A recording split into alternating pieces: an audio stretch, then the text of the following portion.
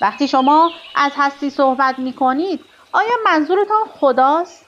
اگر این گونه است چرا کلمه خدا را به کار نمی برید؟ کلمه خدا با استفاده نامناسب در طی هزاران سال از معنی تهی شده است. من خیلی کم از آن استفاده می کنم.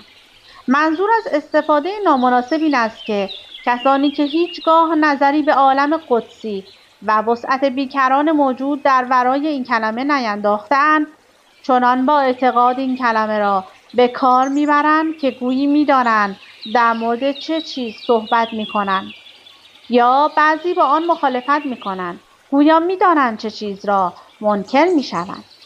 این سوء استفاده ها منجر به پیدایش عقاید انحرافی، ادعاها و تعصباتی همچون خدای من یا خدای ما حقیقی است و خدای شما واقعی نیست می‌گردد، یا سخنی مانند سخن نیچه خدا مرده است.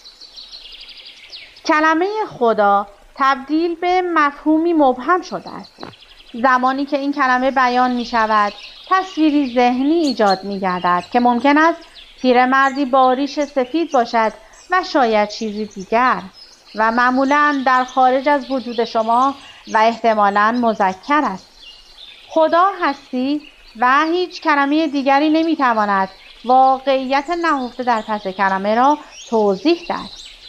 سوال اساسی این است که آیا کلمه به ما در حس نمودن آنچه به آن اشاره می نماید کمک می کند یا آن را پنهان می نماید؟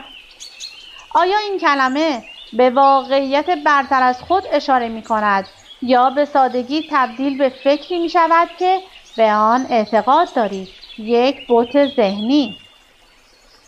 کلمه هستی و خدا هیچ چیز را توضیح نمی دهد. خوبی کلمه هستی در این است که مفهومی باز است. این کلمه چیزی که غیر قابل دیدن و نامحدود است را به موضوعی محدود تبدیل نمی کند. کسی نمی تواند از آن تصویری ذهنی بسازد یا مدعی شود که مالک منحصر به فرد هستی. هستی اصل وجود شماست و با احساس خودتان بلافاصله می توانید به آن دست یابید. ادراک من هستم مقدم بر این یا آن هستم می باشد. بنابراین فاصله بین کلمه هستی و تجربه آن تنها یک قدم کوچک است.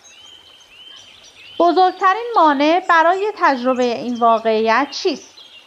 بزرگترین مانع همانند پنداری با ذهنتان است که باعث می شود افکارتان به شکل افکاری اجباری درآید. ناتوانی از توقف فکر، مصیبتی